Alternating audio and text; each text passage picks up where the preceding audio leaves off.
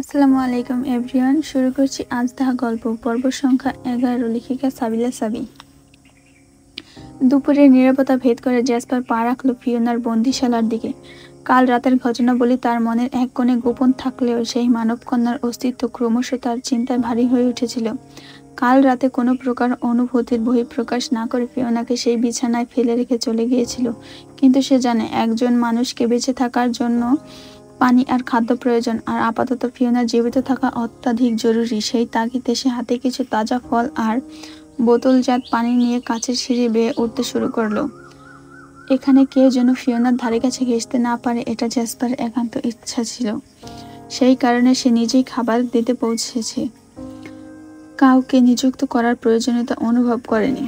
Fiona তখন হতাশার গভীরে নিমজ্জিত, বিছানায় নীরব হয়ে বসে আছে এক নিষ্প্রাণ পাথরের মূর্তির মতো।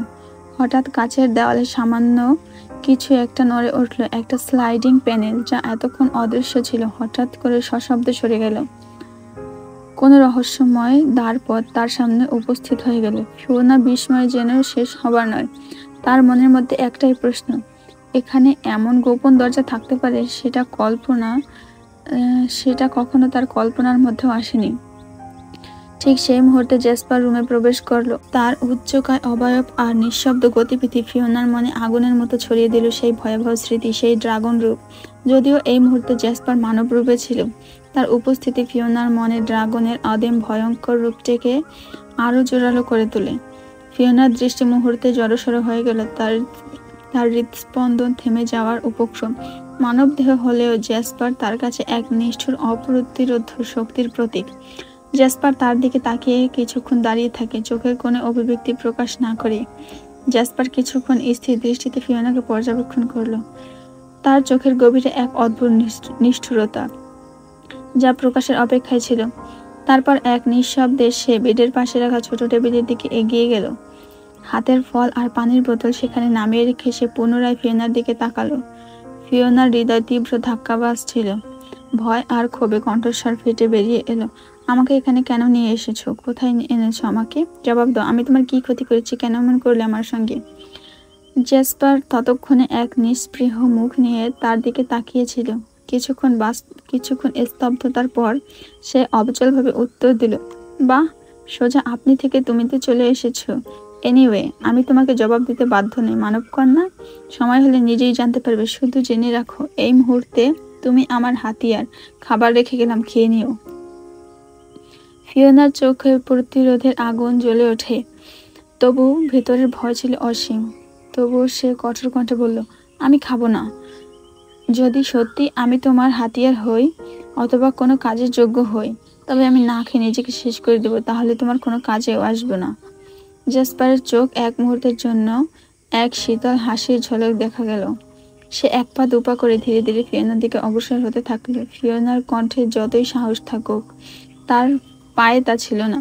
সে অজান্তেই পেছাতে শুরু করলো, যতক্ষণ না পিঠ গিয়ে কাচের দেয়ালে ঠেকে। ফিওনার চোখের সামনে ভয়াবহ ড্রাগনের রূপের স্মৃতি আবারও হানা দিল।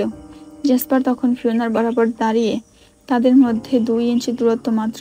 ফিওনার মাথার ডান পাশে একটি হাত রেখে তার দিকে ঝুঁকল। তার মুখমণ্ডলে রাগের ছায়া ছড়িয়ে পড়ল, গর্জে উঠল তার কণ্ঠ, যদি নিজের ভালো চাও তবে ভালোই ভালোই আমার কথা মতো চলবে। আমার কথার অবমাননা করলে এমন শাস্তি পাবে যে কল্পনাও করতে পারবে না।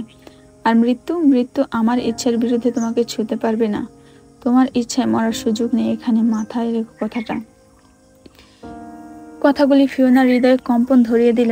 জ্যাসপারের কণ্ঠে এমন কঠোরতা আর অপ্রতিরোধ শক্তি ছিল, তার প্রতিটি কথা ফিওনার সমস্ত ইচ্ছা শক্তি দমিয়ে দেওয়ার ক্ষমতা রাখে। আমি কিছুক্ষণের মধ্যে আবার আসবো, জ্যাসপার বলল। যদি তখন দেখেছি তুমি খাবার স্পর্শ করনি, তবে তারপরেরটা দেখতে পাবে। তার কণ্ঠে এতটাই আক্রমণাত্মক সুর ছিল যে ফিওনার শরীর শীতল হয়ে গেল। জ্যাসপার আর এক মুহূর্ত দেরি না করে কঠোর পদক্ষেপে হনহন করে বেরিয়ে গেল। কাচের দেয়ালটি তার পেছনে নিজে থেকেই মসৃণভাবে স্লাইড করে বন্ধ হয়ে গেল। মনে হলো তার অস্তিত্বের কোনো চিহ্নই ছিল না সেখানে। ফিওনার চোখ বিস্ময়ের আলোড়ন। এই নির্জন জায়গায় দরজা ছিল কোথায়? অথচ ফিওনা সেদিকে দৌড়ে গিয়ে চারপাশে হাত দিয়ে ছুঁয়ে দেখল, চিহ্ন মাত্র নেই, যেন কিছুই ঘটেনি। কাজ ছিল যেমন তেমনই। কখনো খোলা হয়নি। ফিওনা হতাশার নিঃশ্বাস ফেলল, কিন্তু তার ভেতরের বুদ্ধি তখন ব্যস্ত ছিল বিশ্লেষণে। নিজের মনে সে গভীর এক উপলব্ধি আড়াতে শুরু করে, এই ফায়ার মনস্টারের কোনো ভয়ঙ্কর উদ্দেশ্য আছে, তাই তো আমাকে এখনো মেরে ফেলেনি। তার মানে যতক্ষণ পর্যন্ত না কাজ হবে আমি নিরাপদ। তাহলে এখন আপাতত ভয় পেয়ে লাভ নেই। ফিওনা, তুই যা করিস না কেন ও তোকে মেরে ফেলবে না, কারণ ও তোর উপর নির্ভর করছে কোনো একটা বিষয়ে। এখন আগে বুঝতে হবে যে ও আসলে চাই কি। তবে একটা ব্যাপার পরিষ্কার, আমি সহজে তার ফাঁদে পড়বো না। আর এসব ফলমূল দুপুরে এসব খাওয়া যায় নাকি? মুখে এক ধরনের বিদ্রুপ ফুটে উঠল। সে আপত্তি প্রকাশ করে বলল, আমি এসব খাবো না, দেখা যাক ফায়ার মনস্টার কি করে। আমি না খেলে তো আমাকে মেরে ফেলবে না। ফিওনার ভেতরের বুদ্ধিমত্তা আর সাহস তখন প্রতিটি সংকল্পকে দৃঢ় করে তুলল। সে নিজের ইচ্ছাশক্তির বিরুদ্ধে কেউ ক্ষমতাশীল নয়, এমন ধারণা নিয়ে সেই নিষ্ঠুর গেমের একটি নতুন চাল চালতে তৈরি হলো। এদিকে এই যুদ্ধটা শুধু বাহ্যিক নয়, এটি ছিল এক ধরনের মনস্তাত্ত্বিক যুদ্ধ। ফিওনা জানে তাকে যুদ্ধে যেতে হবে, কিন্তু অস্ত্রের বদলে তার মস্তিষ্ক আর যুক্তি তার প্রধান হাতিয়ার। ফিওনা চুপচাপ বসেছিল বিছানায়, মনটা উত্তপ্ত হলেও বাইরে থেকে তাকে শান্ত দেখাচ্ছে। চোখের কোণা দিয়ে সে টেবিলের উপর সাজানো ফলগুলোকে দেখছিল। ইচ্ছে করছিল এক ঝটকায় সব উড়িয়ে দিতে। কিছুক্ষণ পর ধীর পদক্ষেপে জ্যাসপার পুনরায় রুমের দিকে অগ্রসর হতে থাকে। সেই নীরবতা ভেদ করে কাচের স্লাইডিং দরজাটি নরম আওয়াজে খোলে, আর জ্যাসপার রুমে প্রবেশ করে। তার গম্ভীর দৃষ্টি ফিওনার ওপর স্থির। এক ঝলক ফিওনার মুখে, আরেকবার টেবিলের অপ্রচলিত ফলের দিকে। তোমাকে আমি কি বলেছিলাম? তার গভীর কাঁপন ধরানো কণ্ঠস্বর রুমের নিস্তব্ধতা ভেঙে দেয়। কথাটা বোধহয় তোমার কানে যায়নি, তাই না? ফিওনার ঠোঁটগুলো শুকিয়ে আসে, কিন্তু তার কণ্ঠে রাগ তীক্ষ্ণতা ফিরে আসে। আমি বলেছি আমি এসব খাই না। যদি খাবার দিতে চাও তাহলে ভালো কিছু নিয়ে আসো। জ্যাসপার হঠাৎ হেসে ওঠে, এক ধরনের নির্মম কৌতুক মাখা হাসি। আমি 5 গুনবো, এর মধ্যে খাবার শুরু করবে। ফিওনা বিছানা থেকে উঠে দাঁড়ায়, মাথা উঁচু করে, কিন্তু তার হৃদয় দ্রুত ধুকপুক করছে। তার সামনে দাঁড়িয়ে থাকা পুরুষটি কোনো সাধারণ মানব নয়, বরং এক বিস্ময়কর ক্ষমতার অধিকারী ড্রাগন। জ্যাসপার একে একে 5 পর্যন্ত গুনতে থাকে। সময় থমকে গেছে। 1, 2, 3। তার গুণাগুলি কণ্ঠে নিখুঁতভাবে এগিয়ে চলে, কিন্তু ফিওনা নিজের জায়গা থেকে নড়েনি। 5-এ পৌঁছানোর সাথে সাথে জ্যাসপারের ক্রোধের বিস্ফোরিত হলো। তার চোখ দুটো বন্ধ করে ক্রোধ সংবরণ করার চেষ্টা করলো, নিজেকে নিয়ন্ত্রণ করতে ব্যর্থ হলো। হঠাৎ ঝাঁপিয়ে পড়লো। তার আক্রমণের তীব্রতায় ফিওনা হতভম্ব হয়ে গেল। জ্যাসপার এক হাত দিয়ে ফিওনার চোয়াল শক্ত করে চেপে ধরলো, এতটাই শক্ত করে যে ফিওনার নরম গালগুলো ব্যথায় কোকিয়ে উঠল। তার আঙুলের আঘাতে ফিওনার মুখ পাথরের মতো শক্ত হয়ে গেল।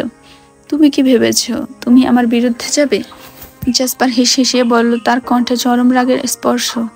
ফিওনা নিজের হাত দিয়ে তার হাত সরানোর চেষ্টা করে, কিন্তু তার ড্রাগন শক্তির কাছে মানুষের সামান্য প্রতিরোধ কোনো কাজের ছিল না। তোমাকে আমি একবার বলেছি, আর বলবো না। জ্যাসপার গর্জন করে উঠল, আমার ইচ্ছার বিরুদ্ধে কিছু করলে পরিণতি খুব ভয়াবহ হবে। আমাকে তুমি এখনো চিনতে পারোনি। ফিওনার চোখ দুটি বিস্ফোরিত হয়ে গেল। তার শ্বাস প্রশ্বাস ধীরে ধীরে থেমে আসে। জ্যাসপার ধীরে ধীরে ফিওনাকে ছেড়ে দেয়, তার হাতের গ্রিপ শীতল করে। পাশের টেবিলে রাখা ফলের ঝুড়ি থেকে একটা আপেল হাতে নিয়ে ঠান্ডা নীরবতায় ছুরির সাহায্যে কেটে নেয় কয়েক টুকরা। তারপর এক টুকরা আপেল নিয়ে ফিওনার দিকে এগিয়ে যায়। তার চোখে অদ্ভুত নিষ্ঠুরতা ফুটে উঠছে। মুহূর্তে ফিওনার ঘাড়ের পেছনে হাত দিয়ে চেপে ধরল শক্ত করে। কোনো রকম মানবিকতা ছাড়াই জোর করে আপেলের টুকরাটি ফিওনার মুখের মধ্যে ঠুসে ধরল। ফিওনা মাথা এদিক ওদিক করে বাঁচার চেষ্টা করছিল, কিন্তু জ্যাসপারের অপরিসীম শক্তির সামনে সে ব্যর্থ। অগত্যা ফিওনা বাধ্য হয় সেই আপেল চিবিয়ে গিলে খেতে। জ্যাসপার একটু পিছিয়ে দাঁড়িয়ে, তার কণ্ঠে তিরস্কার ঝরে পড়ে। এবার বাকি ফলগুলো খাবে নাকি সেটাও আমাকে খাওয়াতে হবে? আমার হাতে খাওয়ার খুব শখ, যদি চাও তবে অন্য পন্থা অবলম্বন করে বাকিগুলো খাইয়ে দেব। ফিওনা আতঙ্কিত কণ্ঠে বলে উঠল, না না, আমি খাচ্ছি।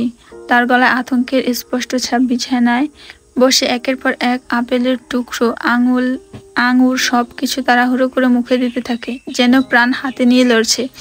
জ্যাসপার আর কোনো কথা না বলে রুম ত্যাগ করে। তার মুখে এক অবজ্ঞার ছাপ ফুটে ওঠে। কাচের দরজাটি পুনরায় স্লাইডিং হয়ে বন্ধ হয়ে যায়। রুমের শীতল পরিবেশটা ফিওনার মনের মধ্যে আরও বেশি ঠান্ডা অনুভূতি নিয়ে আসে।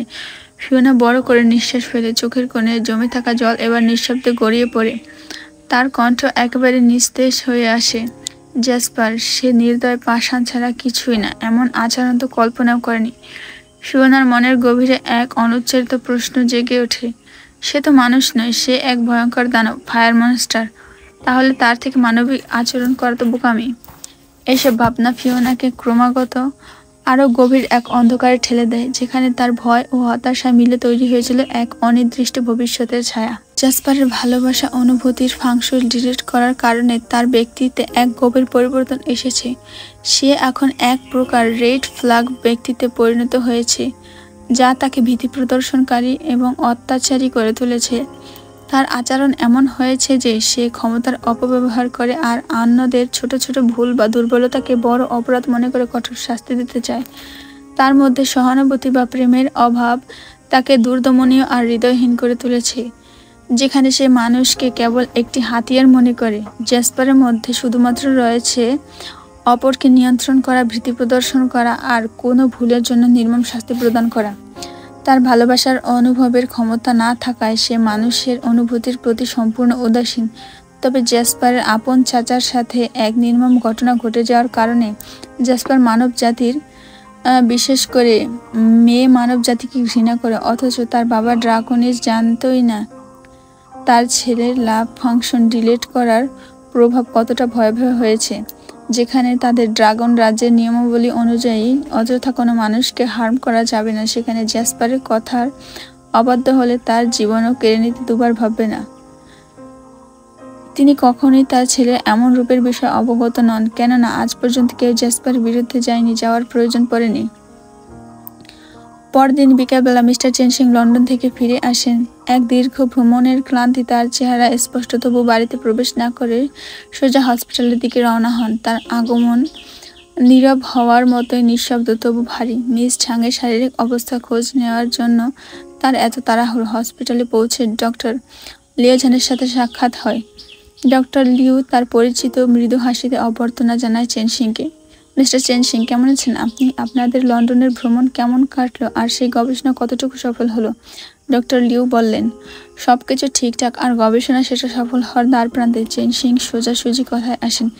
মিস ঝাং কেমন আছেন? ডক্টর লিউ এক পলক থেমে বলেন, তার অবস্থা স্থিতিশীল, কিন্তু ফিওনার কাল রাতে আসার কথা ছিল, কিছু গুরুত্বপূর্ণ পরীক্ষা করানোর দরকার ছিল, কিন্তু সে এখনো আসেনি। এই কথাটি শোনার সঙ্গে সঙ্গে চেনসিং এর কপালে গভীর ভাঁজ পড়ে। ফিওনা আসেনি? তার কণ্ঠে স্পষ্ট উদ্বেগের ছাপ। কোনো খোঁজ নিয়েছিলেন? না, ডক্টর লিও মাথা নাড়লেন। আমি ভেবেছিলাম হয়তো কিছু কাজে ব্যস্ত। চেনসিং কিছুক্ষণ নীরবে দাঁড়িয়ে রইলেন, তারপর হঠাৎ করে বলেন, মিস ঝাংকে দেখাশোনা করবে, আমি কিছুক্ষণ পর আবার আসবো। চেনসিং দ্রুত হসপিটাল ত্যাগ করে সোজা ফিওনার বিশ্ববিদ্যালয়ের ডরমিটরির দিকে রওনা দেন। তার মন ভারাক্রান্ত। হাওয়া থেমে গেছে আর তিনি অস্থির। ডরমিটরিতে পৌঁছানোর পর ফিওনার রুম নম্বর জেনে ভেতরে প্রবেশ করেন। ফিওনার ঘরে পৌঁছে দরজার কড়া নাড়েন, কিন্তু কোনো সাড়া নেই। তিনি পর মুহূর্তে লিয়া নামের রুমমেটের সাথে কথা বলেন। লিয়ার কণ্ঠের চিন্তার সুর স্পষ্ট। ফিওনা? লিয়া বলে, ও তো কালকে সন্ধ্যা থেকে আসেনি। আমি ভেবেছিলাম হয়তো হসপিটালে বা নিজের বাড়িতে থাকবে। চেনসিং এর মাথায় যেন বিদ্যুৎ খেলে গেল। তিনি প্রায় দিশাহারা হয়ে পড়েন। তার মনের কোণে শীতল আতঙ্কের কাঁটা বিঁধতে থাকে। ফিওনা কোথায় গেল? কি ঘটেছে তার সাথে? তিনি দ্রুত ফোন বের করে ওয়াংলির সাথে যোগাযোগ করেন। ওয়াংলি দ্রুত সাড়া দেন। ওয়াংলি, ফিওনার কোনো খবর পাওয়া যাচ্ছে না। চেনসিং এর কণ্ঠে তীক্ষ্ণ চঞ্চল। কি বলছেন চেনসিং? আমি কিছুক্ষণের মধ্যে আসছি, ওয়াংলিং বললেন, কণ্ঠের সজাগতা। চেনসিং আর দেরি না করে সোজা তার ব্যক্তিগত ল্যাবের দিকে রওনা হয়।